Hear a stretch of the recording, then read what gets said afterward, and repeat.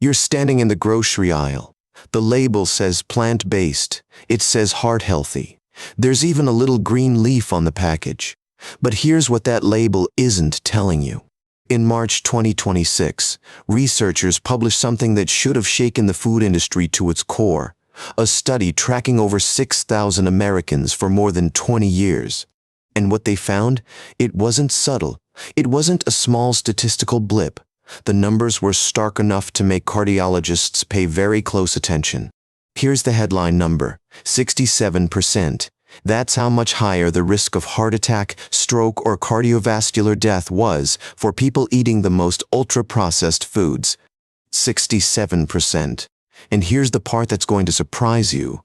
Eating plant-based didn't protect people, not if those plant-based foods were ultra-processed. In fact, some ultra-processed plant diets actually increased cardiovascular risk by 40%. The health halo? It vanishes the moment processing enters the picture. So what exactly makes a food ultra-processed? This isn't about cooking or even basic processing. Frozen vegetables are processed. Canned beans are processed. That's not what we're talking about. Ultra-processed foods are industrial formulations. They're made mostly from substances derived from foods plus additives you'd never find in any home kitchen. Think emulsifiers, hydrogenated oils, protein isolates. Brazilian researchers created the NOVA classification system back in 2009 to identify these foods as their own distinct category. And the list might surprise you. Soft drinks, obviously. Packaged snacks, instant noodles, chicken nuggets. But also most packaged breads, most breakfast cereals. Many things marketed as health foods. Here's a stat that stopped me cold. The average American gets more than 50% of their daily calories from ultra-processed foods. More than half of everything they eat. The MESA study, that's the multi-ethnic study of atherosclerosis, tracked 6,546 adults who were cardiovascular disease-free when the research began.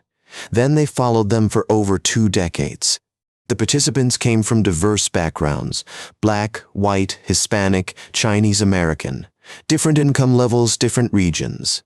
This wasn't a narrow study with limited applicability. The researchers divided participants into groups based on how much ultra-processed food they consumed. The lowest group averaged about 1 serving per day. The highest, around 9 servings. And when they compared those two groups, the people eating 9 servings daily had a 67% higher risk of major cardiovascular events, heart attacks, strokes, or cardiovascular death. But it wasn't just about comparing extremes. Each additional daily serving of ultra-processed food increased cardiovascular event risk by more than 5%, every single serving. The study also revealed something troubling about racial disparities. Black Americans experienced a 6.1% increase in risk per additional serving, compared to 3.2% among non-black participants.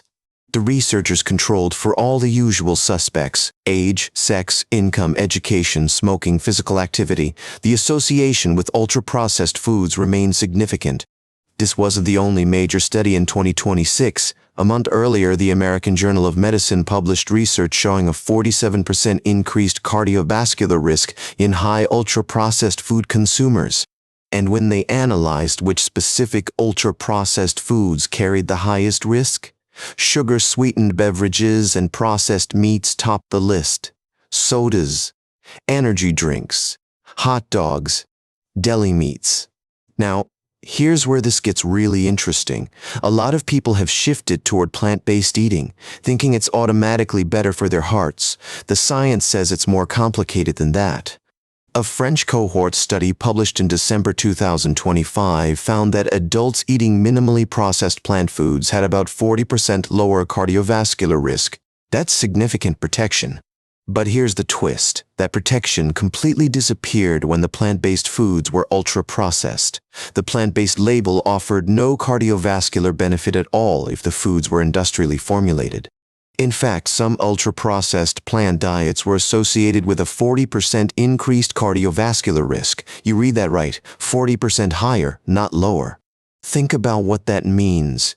Someone could be making what they believe are virtuous food choices, opting for the plant-based burger, the meat-free hot dog, and still be increasing their heart disease risk. The mechanism isn't entirely clear yet. Is it the processing itself? The additives? The fact that ultra-processed foods displace genuinely healthy options? Researchers are still investigating. Some argue the NOVA classification is too broad. It lumps whole grain breakfast cereals together with sugary sodas. Others say that's exactly the point. Processing matters, regardless of the starting ingredients. Brazil's official dietary guidelines have a golden rule that's worth memorizing. Always prefer natural or minimally processed foods and freshly made dishes and meals to ultra-processed foods. That sounds simple. But when more than half of average American calories come from ultra-processed sources, simple becomes surprisingly difficult. These foods are everywhere. They're convenient, they're engineered to taste good, sometimes too good, and they're often cheaper than fresh alternatives, especially in communities with limited food access. The American Heart Association recently issued a science advisory, specifically on ultra-processed foods and cardiometabolic health. This isn't fringe science anymore, it's mainstream cardiology. So where does this leave us? With choices to make. And honestly, I think the research points towards something manageable. You don't have to become a food purist overnight. Here's one approach that many nutrition experts recommend. Learn to read ingredient lists.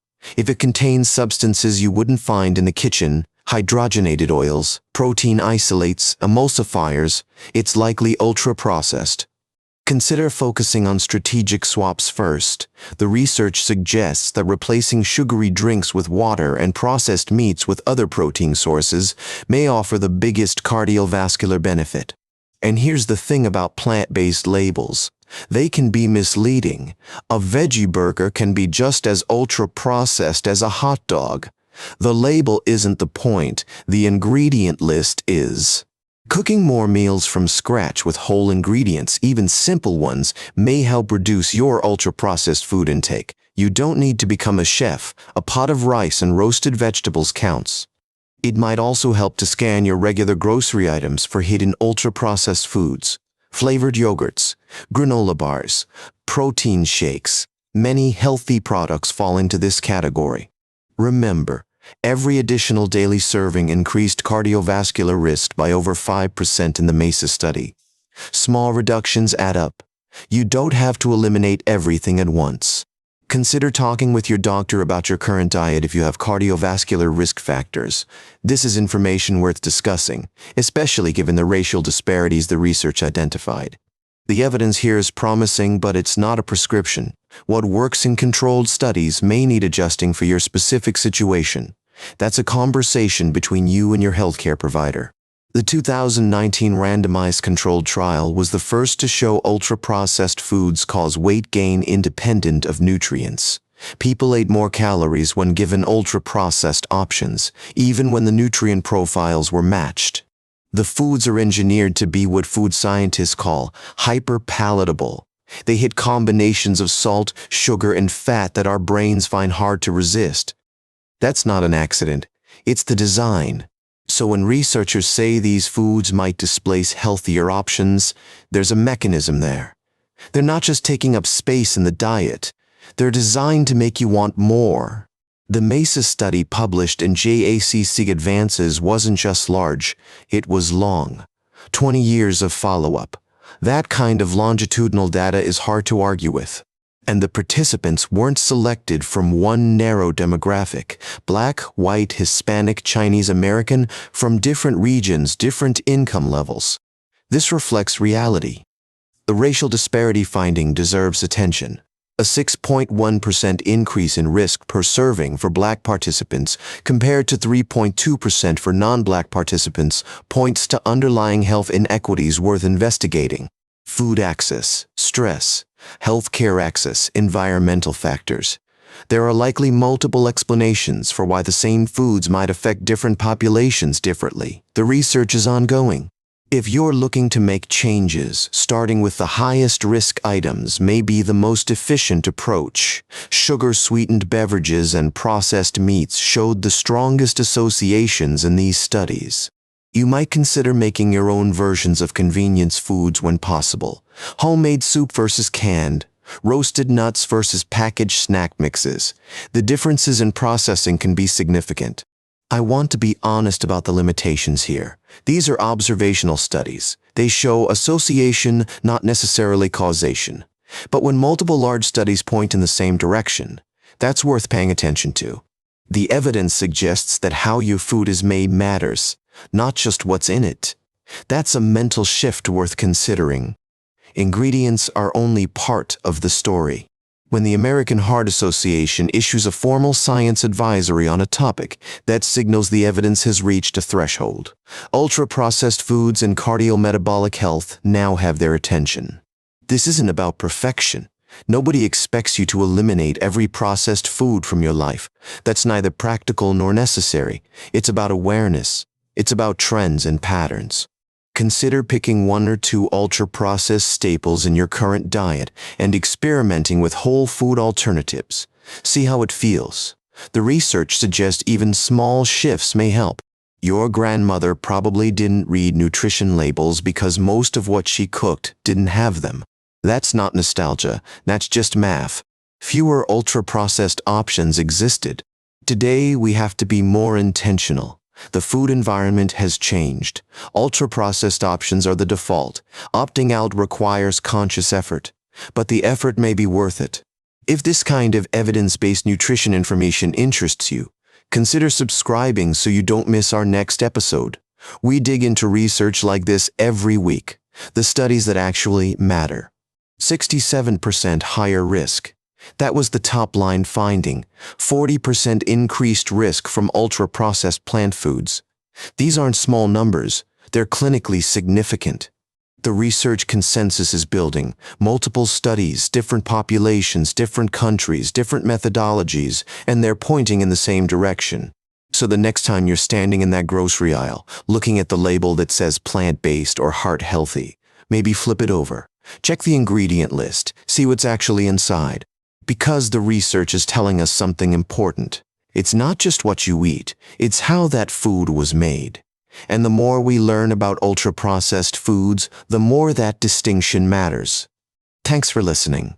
This is Better Health Faster, bringing you the science that actually matters for your well-being. Until next time, maybe make tonight's dinner from scratch. Even the simple version counts. Remember, this content is for informational purposes only and is consult your doctor.